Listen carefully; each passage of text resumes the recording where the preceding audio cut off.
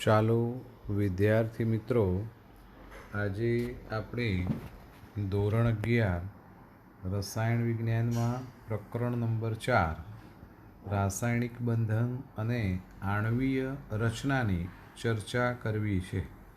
મિત્રો, રાસાયણિક બંધ શા માટે રચાય છે? રાસાયણિક બંધ મિત્રો કોને કહેવામાં આવે છે? આ પ્રકરણની અંદર આપણે રાસાયણિક બંધના કયા કયા સિદ્ધાંતો મિત્રો ભણવાના છે. તો જરા ધ્યાનથી આપણે કહી શકીએ છીએ કે જુદા જુદા રાસાયણિક સ્પીસીસમાં રહેલા જુદા જુદા ઘટકો જેવા કે પરમાણુઓ, અણુ કે આયનો, જેમને એકબીજા સાથે જકડી રાખતું આકર્ષણ બળ.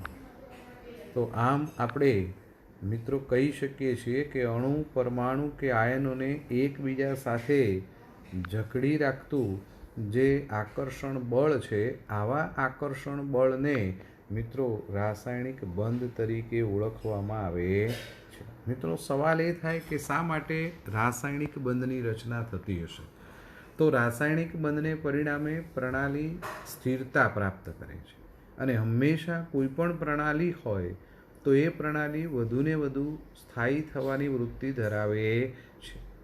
જ્યારે મિત્રો રાસાયણિક બંધનું નિર્માણ થાય ત્યારે ઉર્જાનું ઉત્સર્જન થાય છે અને ઉર્જાનું ઉત્સર્જન થાય પરિણામે પ્રણાલીની ઉર્જા ઘટે છે અને ઉર્જા ઘટે એટલે સ્થિરતા વધે છે. તો આમ રાસાયણિક બંધને પરિણામે પ્રણાલી જે છે એ પ્રણાલી સ્થિરતા પ્રાપ્ત કરે છે. તો આજે આપણે આવા રાસાયણિક બંધ માટેના કેટલાક સિદ્ધાંતો કે જે આપણે આ પ્રકરણની અંદર મિત્રો ભણવાના છે, એમાંથી પહેલો અભિગમ મિત્રો આવે છે કોસેલ અને લુઈસનો અભિગમ આવે છે.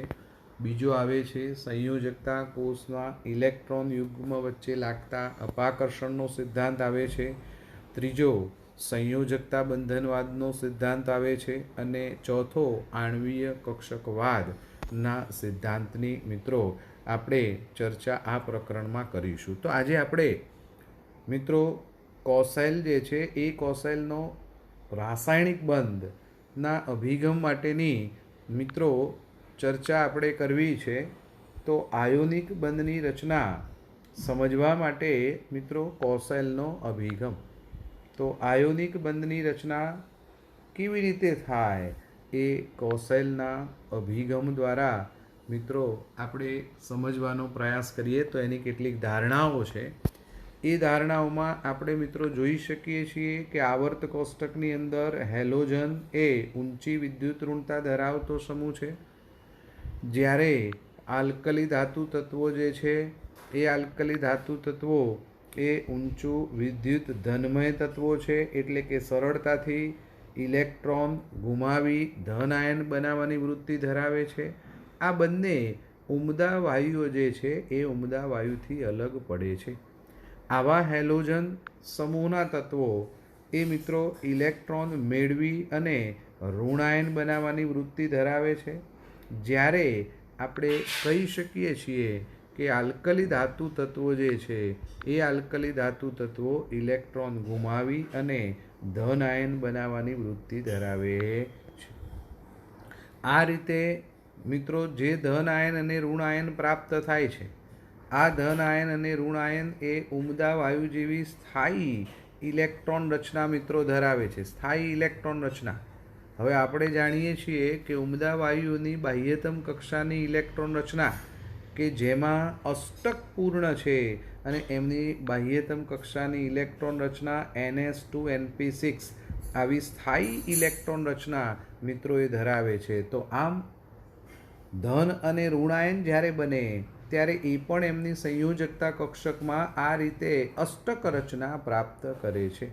આવા ધન અને ઋણ આયનો એકબીજા સાથે સ્થિર વિદ્યુતીય આકર્ષણ બળથી મિત્રો જોડાય છે. આવા સ્થિર વિદ્યુતીય આકર્ષણ બળથી મિત્રો જોડાઈ અને સ્થાયી આયોનિક બંધની મિત્રો એ રચના કરે છે. તો આમ કોસેલની આ જે ધારણાઓ છે એ ધારણાઓ ઇલેક્ટ્રોનની હેરફેર વડે આયોનિક બંધ કેવી રીતે બને અને આયોનિક સ્ફટિક સંયોજનો જે છે એ સંયોજનનો ખ્યાલ પૂરો પાડે છે. તો મિત્રો હવે આપણે એના માટેના ઉદાહરણ જોઈએ છીએ. તો NaCl અને CaF2 આ બંને મિત્રો ઉદાહરણ દ્વારા આપણે આયોનિક બંધ અથવા તો વિદ્યુત સહસંયોજક બંધ કેવી રીતે બને છે એની વાત કરીશું.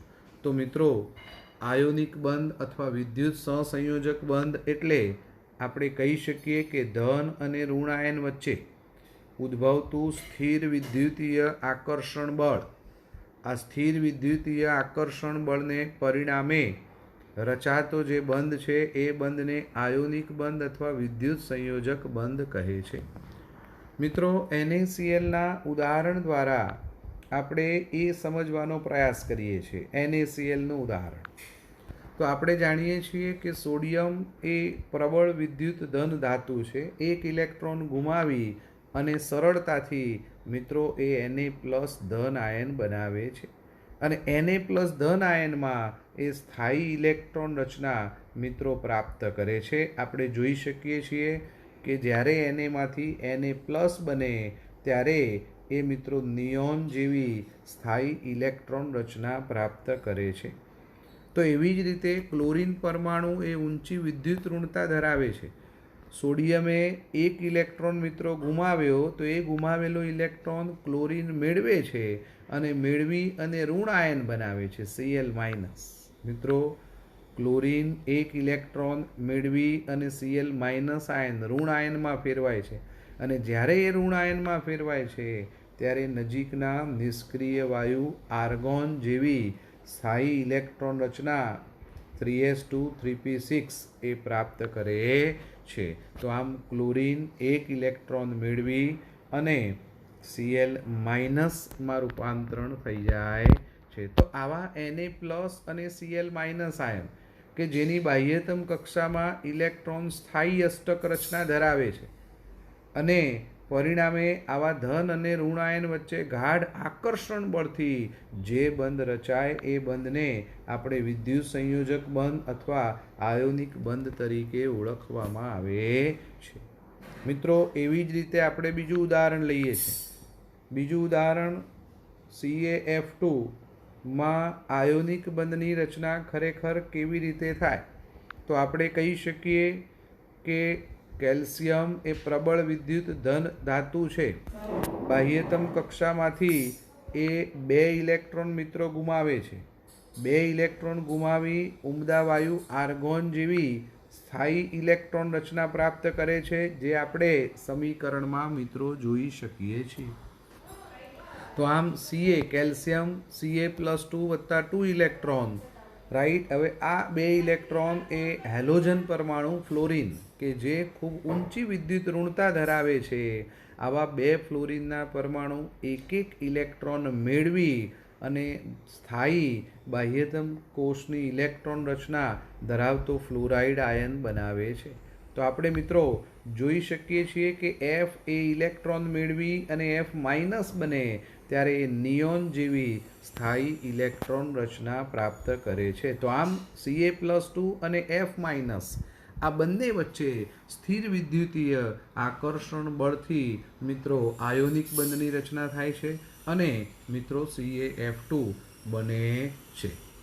આવું આયોનિક સંયોજન આપણે મિત્રો પ્રાપ્ત કરી શકીએ છીએ. તો આ વાત મિત્રો કોસેલના આયોનિક બંધની રચનાના સંદર્ભમાં ઉદાહરણ સાથે વાત કરી. હવે મારે લુઈસ બિંદુ રચનાની મિત્રો વાત કરવી છે કે લુઈસ બિંદુ રચના. હવે આ લુઈસ બિંદુ રચના એ મિત્રો અમેરિકન વૈજ્ઞાનિક લુઈસે આપેલી છે. લુઈસે મિત્રો એવું કહ્યું કે કોઈ પણ તત્વ હોય તો એની સંયોજકતા કક્ષામાં રહેલા ઇલેક્ટ્રોન બંધ બનાવવામાં ભાગ લે છે, એના અંદરના ઇલેક્ટ્રોન એ બંધ બનાવવામાં ભાગ લેતા નથી. આથી આ લુઈસે મિત્રો તત્વની સંજ્ઞાની આજુબાજુ તેની સંયોજકતા કક્ષામાં રહેલા જે ઇલેક્ટ્રોન છે એ ઇલેક્ટ્રોનને તેની સંજ્ઞાની આજુબાજુ બિંદુ સ્વરૂપે દર્શાવવાની શરૂઆત કરી અને જેને લુઈસ બિંદુ રચના તરીકે મિત્રો ઓળખવામાં આવે છે. તો આપણે મિત્રો એમજીની વાત કરીએ તો એમજીની સંયોજકતા કક્ષકમાં 2 ઇલેક્ટ્રોન માટે એની સંજ્ઞાની ફરતે આપણે 2 ટપકા કરીએ છીએ. સોડિયમ જેની સંયોજકતા કક્ષકમાં 1 ઇલેક્ટ્રોન તો એની ફરતે આપણે 1 ટપકું કરીએ છીએ. એવી જ રીતે મિત્રો બોરોનની ખરેખર મિત્રો ઇલેક્ટ્રોન રચના ભાઈ બોરોન જે છે એ બોરોનની ખરેખર મિત્રો ઇલેક્ટ્રોન રચના થાય 1s2 2s2 2p1. બાહ્યતમ કક્ષામાં ખરેખર 3 ઇલેક્ટ્રોન થાય. એટલે મારે બોરોનની સંજ્ઞાની ફરતે આ રીતે 3 ટપકા જે છે એ ટપકા મારે કરવા પડે છે. તો એવી જ રીતે બ્રોમિનની બાહ્યતમ કક્ષામાં 7 ઇલેક્ટ્રોન છે. આથી મારે બ્રોમિનની સંજ્ઞાની ફરતે બરાબર 7 ટપકા મારે કરવા પડે છે. તો આમ બ્રોમિન જે છે એ બ્રોમિનની આજુબાજુ 7 ટપકા મિત્રો કરેલા છે. સેમ નાઇટ્રોજનની વાત કરી દઈએ તો નાઇટ્રોજનની બાહ્યતમ કક્ષામાં ખરેખર મિત્રો આપણે કહી શકીએ કે 5 ઇલેક્ટ્રોન છે. એટલે આ રીતે ગમે તે બાજુએ આપણે 5 ટપકા કરવા પડે છે. ઓક્સિજનની બાહ્યતમ કક્ષામાં 6 ઇલેક્ટ્રોન તો મારે એની સંજ્ઞાની આજુબાજુ આ રીતે 6 ટપકા મિત્રો કરી અને એની લુઈસ બિંદુ રચના લખી શકીએ છીએ. લિથિયમની વાત કરીએ તો લિથિયમની બાહ્યતમ કક્ષામાં 1 જ ઇલેક્ટ્રોન છે. તો હું ગમે તે બાજુ મિત્રો 1 ટપકું કરી અને એની ઇલેક્ટ્રોન રચના મિત્રો હું દર્શાવી શકું છું. તો એવી જ રીતે મારે સલ્ફર અને સલ્ફર -2 એલ્યુમિનિયમ +3 H અને H+ કે જેની મારે લુઈસ બિંદુ રચના લખવી છે. તો મારે ખરેખર એની લુઈસ સંજ્ઞા કેવી રીતે મિત્રો લખી શકાય તો ધ્યાન રાખજો કે સલ્ફરની બાહ્યતમ કક્ષામાં 6 ઇલેક્ટ્રોન છે અને માટે જ મિત્રો સલ્ફરની બાહ્યતમ કક્ષામાં 6 ઇલેક્ટ્રોન હોવાથી એની આજુબાજુ 6 ટપકા મિત્રો આપણે જોઈ શકીએ છીએ. આ 6 ટપકા આપણને કરેલા છે જે આપણે મિત્રો જોઈ શકીએ છીએ. રાઈટ. હવે એ સલ્ફરમાંથી જ્યારે S-2 બને છે ત્યારે એની બાહ્યતમ કક્ષામાં મિત્રો 8 ઇલેક્ટ્રોન થાય. 6 હતા અને 2 ઇલેક્ટ્રોન મેળવ્યા. તો અહીં આગળ S-2ની લુઈસ બિંદુ રચના આપણે જોઈએ છે કે 6 ડોટેડ વડે દર્શાવ્યા છે અને 2 ઇલેક્ટ્રોન કે જે એને બહારથી મેળવ્યા એ ચોકડીની સંજ્ઞા વડે દર્શાવ્યા છે. આમ 8 ઇલેક્ટ્રોન S-2ની સંયોજકતા કક્ષકમાં જોવા મળે છે. મિત્રો ધ્યાન રાખજો, અહીં ખબર પડે એટલા માટે ચોકડી અને ડોટ એવી રીતે ઇલેક્ટ્રોનને જુદી રીતે દર્શાવ્યા છે. એનો મતલબ એવો નહીં કરતા કે ઇલેક્ટ્રોન જે છે એ ઇલેક્ટ્રોન મિત્રો 2 પ્રકારના હોય, ટપકાવાળો અને ચોકડીવાળો. That is wrong. રાઈટ. એટલે ખાસ ધ્યાન રાખજો. એવી જ રીતે એલ્યુમિનિયમની બાહ્યતમ કક્ષામાં ખરેખર 3 ઇલેક્ટ્રોન છે. મિત્રો મેં 1 દર્શાવ્યો, 2 દર્શાવેલા છે. તો આ રીતે 3 ટપકા મિત્રો એની આજુબાજુ એમાંથી Al+3 બને. એટલે ખરેખર 3 ઇલેક્ટ્રોન ગુમાવે છે. એટલે એની બાહ્યતમ કક્ષામાં નિયોન જેવી સંપૂર્ણ ઇલેક્ટ્રોન રચના એટલે 1 પણ ટપકું મિત્રો એમાં કરેલું નથી. એવી જ રીતે હાઇડ્રોજનની બાહ્યતમ કક્ષામાં 1 જ ઇલેક્ટ્રોન છે. એટલે એની સંજ્ઞાની ફરતે મિત્રો 1 ટપકું કરી દીધું. હવે 1 ઇલેક્ટ્રોન ગુમાવે છે તો એની પાસે 1 પણ ઇલેક્ટ્રોન નથી. તો H+ ની સંજ્ઞાની આજુબાજુ આપણે ટપકું કરતા નથી. તો આ રીતે આપણે કોઈ પણ તત્વ જે છે એ તત્વની આજુબાજુ મિત્રો તેની સંયોજકતા કક્ષામાં રહેલા જે ઇલેક્ટ્રોન છે એ ઇલેક્ટ્રોનને બિંદુ સ્વરૂપે દર્શાવી અને આપણે એને લુઈસ બિંદુ રચનામાં દર્શાવી શકીએ છીએ. તો મિત્રો હવે મારે વાત કરવી છે આયોનિક બંધ અને સહસંયોજક બંધનો મૂળભૂત તફાવત. મિત્રો આયોનિક બંધ અને સહસંયોજક બંધ વચ્ચેનો મૂળભૂત તફાવત અને ત્યાર પછી મિત્રો આપણે સહસંયોજક બંધ વિશે વિગતવાર ચર્ચા કરીશું. તો આપણે આયોનિક બંધ જોઈ ગયા કે જેમાં વિરુદ્ધ વીજભાર ધરાવતા આયનો અને આ વિરુદ્ધ વીજભાર ધરાવતા આયનો વચ્ચે આકર્ષણ બળને પરિણામે મિત્રો જે બંધ બને છે એને મિત્રો આયોનિક બંધ કહેવાય. અને જ્યારે ધન અને ઋણાયન એકબીજા સાથે જોડાય છે ત્યારે ઉર્જાનું ઉત્સર્જન થાય અને પરિણામે નીચી ઉર્જા ધરાવતો સ્થાયી અણુની રચના થાય છે અને સ્થિરતા એ પ્રાપ્ત કરી લે છે. તો એવી જ રીતે મિત્રો સહસંયોજક બંધની અંદર આપણે કહી શકીએ છીએ કે સંયોજાતા પરમાણુઓ વચ્ચે ઇલેક્ટ્રોનની ભાગીદારી થાય. ઇલેક્ટ્રોનની ભાગીદારી કરી અષ્ટક રચના પૂર્ણ કરે છે. એ અષ્ટક રચના પૂર્ણ કરી નજીકના ઉમદા વાયુ જેવી સ્થાયી ઇલેક્ટ્રોન રચના મિત્રો એ પ્રાપ્ત કરે છે. ત્યારે અણુની ઉર્જા ઘટે છે અને એ સ્થિરતા પ્રાપ્ત કરે છે. તો આ રીતે ઇલેક્ટ્રોનની ભાગીદારીથી જે બંધ રચાય એને મિત્રો સહસંયોજક બંધ તરીકે ઓળખવામાં આવે છે. એટલે પ્રશ્ન એક ઉપસ્થિત થાય કે મિત્રો આયોનિક બંધ કોણ બનાવે અને સહસંયોજક બંધ કોણ બનાવે? તો ખાસ ધ્યાન રાખજો કે જે તત્વોના પરમાણુઓ વચ્ચે વિદ્યુત ઋણતાનો તફાવત વધારે હોય, મિત્રો જ્યારે વિદ્યુત ઋણતાનો તફાવત વધારે હોય ત્યારે એવા પરમાણુઓમાં ઇલેક્ટ્રોનનું સ્થાનાંતર સહજ રીતે થાય, સરળતાથી થાય અને આયોનિક બંધ જે છે એ આયોનિક બંધનું મિત્રો નિર્માણ થઈ જાય છે. જરા ધ્યાન રાખજો. તો આમ વિદ્યુત ઋણતાનો તફાવત વધારે હોય એવા પરમાણુઓ વચ્ચે આયોનિક બંધ બને છે.